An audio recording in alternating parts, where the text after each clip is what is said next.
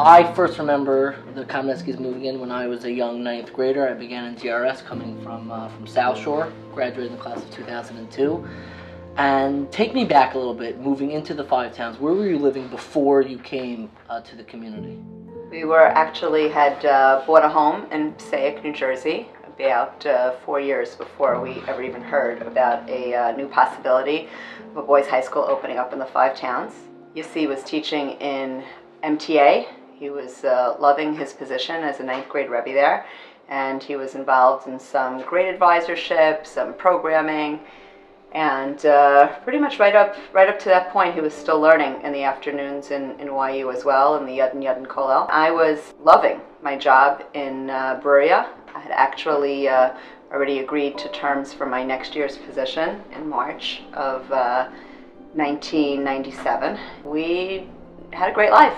We loved our community, loved our jobs, and were enjoying our emerging careers. So who first came to you with this idea? Let's start a boys' school. That itself was a very long story.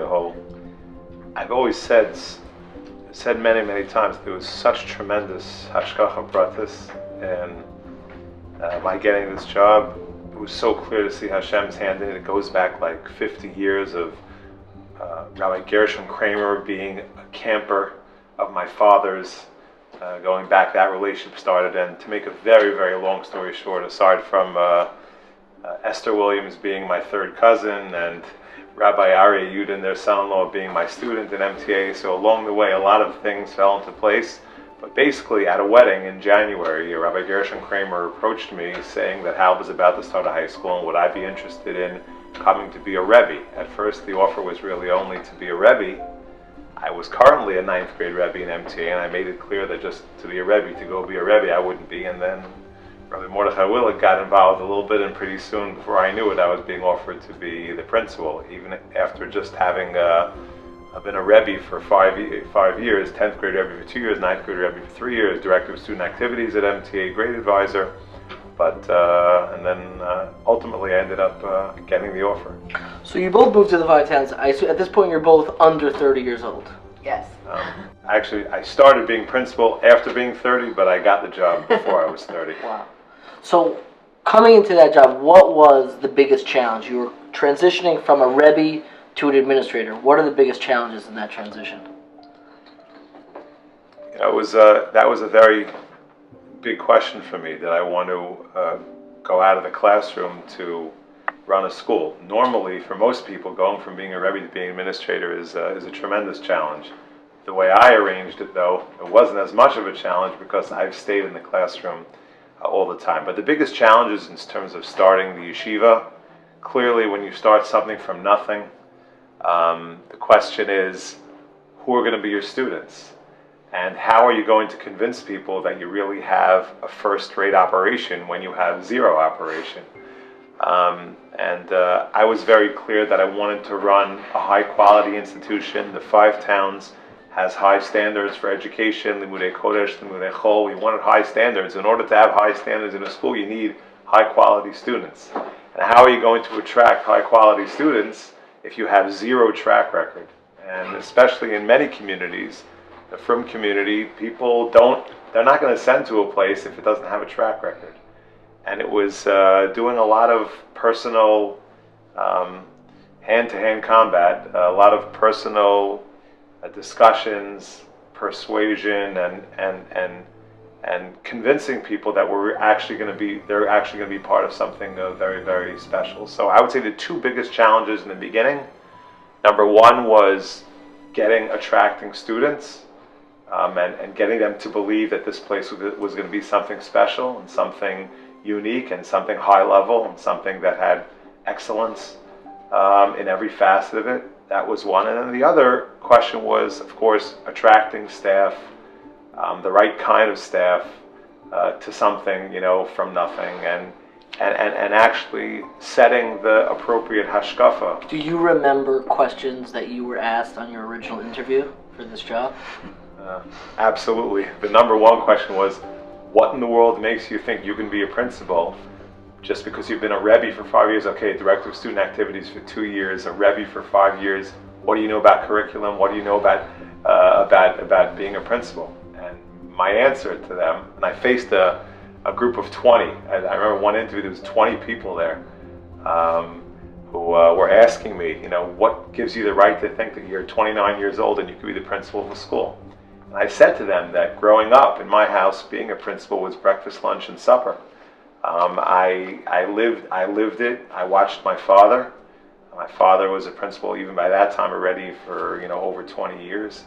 And in my house, dealing with youngsters, dealing with children, caring about children, helping children grow. Certainly my years in NCSY, we can talk a lot about that. My years in NCSY, my years in camp, taught me about what kind of atmosphere is important for kids to grow in, the type of warmth and caring and the type of demanding of excellence. They don't have to be a contradiction. And that was really what I convinced everybody about from the beginning, that you can have a caring, sincere, warm place, a family atmosphere, but you don't have to compromise on the standards. You could actually demand excellence from people and push people to be great and have a high quality product still within a warm and caring and nurturing atmosphere. Let's go back to the Kaminetskys first begin in the Five Towns 19 years ago.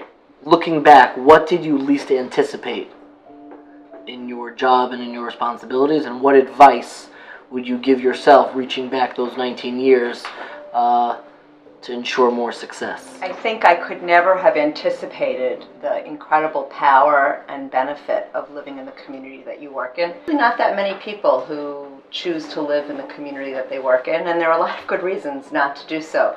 I don't think we gave it all that much thought,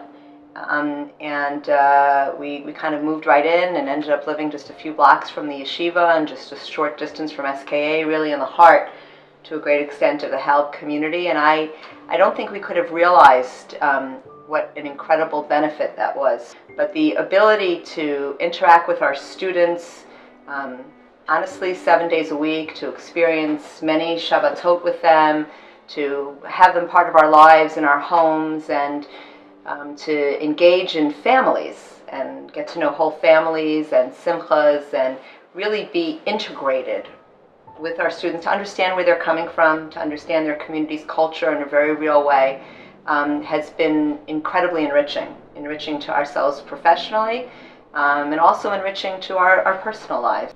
I would say what I could not have anticipated was the level of stress, of demand, the level of expectation that parents have of a school.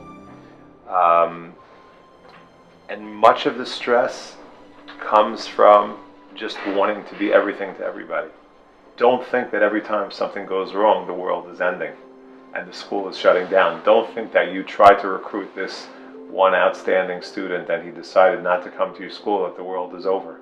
Don't think that every time someone fails an exam and a parent is frustrated with the level of education you're providing your children, that the world is over. I'm someone who takes what I do very, very seriously. I think that one of the reasons that we've been, with Hashem's help, successful is because we do take what we do very seriously. We care about every student. We want every student to succeed. We want every student to excel. But because of that, it hurts a lot and it bothers us a lot when something doesn't go the way it's supposed to go.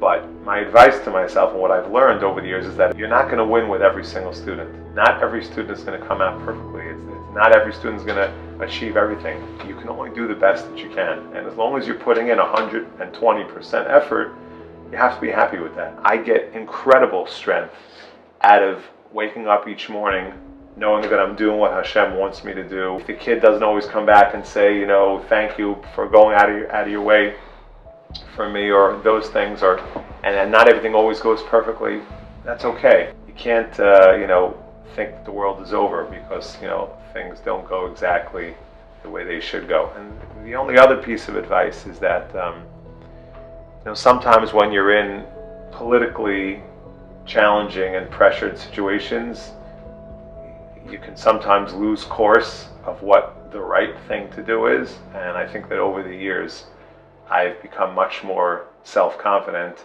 in sticking with what I know to be the right thing, even in the face of politically challenging and difficult situations. And that has proven to me to be also a mark of the yeshiva's success. And I think when I was younger, I tried to just make everybody happy.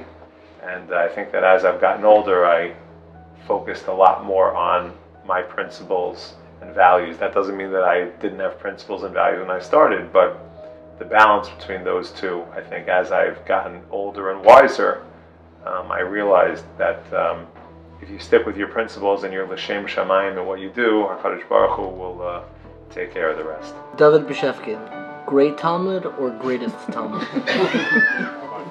If you were in a club in SK, what club would you be a part of? Honestly, I would say chesed, but I don't want to say that. I don't like the way that sounds. Why not?